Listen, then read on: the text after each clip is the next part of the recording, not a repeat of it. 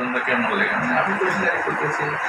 ঠাকুরগাঁওয়ের রানীশঙ্কল উপজেলার ধর্মগড় ও কাশীপুর ইউনিয়ন ভূমি সহকারী কর্মকর্তা রেজাউল করিমের বিরুদ্ধে খাজনাসহ সেবা দেওয়ার বিনিময়ে ঘুষ নেওয়ার অভিযোগ উঠেছে। এ নিয়ে একটি ভিডিও সামাজিক যোগাযোগ মাধ্যমে ভাইরাল হয়। জানা যায়, রোববার ওই ভূমি অফিসে এক ব্যক্তি তার জমি খাজনা দিতে যায়।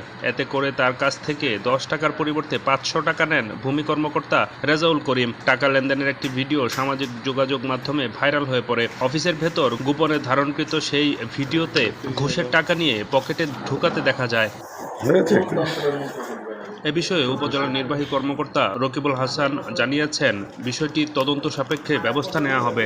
রানীশঙ্কল উপজেলার ধর্মগড় কাশীপুর ইউনিয়ন ভূমি সহকারী কর্মকর্তা রেজাউল ইসলামের একটা ভাইরাল ভিডিও সম্প্রতি সময়ে সামাজিক যোগাযোগ মাধ্যমে দেখেছি। আমি আমার ঊর্ধ্বতন কর্তৃপক্ষের সাথে কথা বলে যত দ্রুত সম্ভব তার বিরুদ্ধে বিভাগীয় ব্যবস্থা নেওয়া হবে।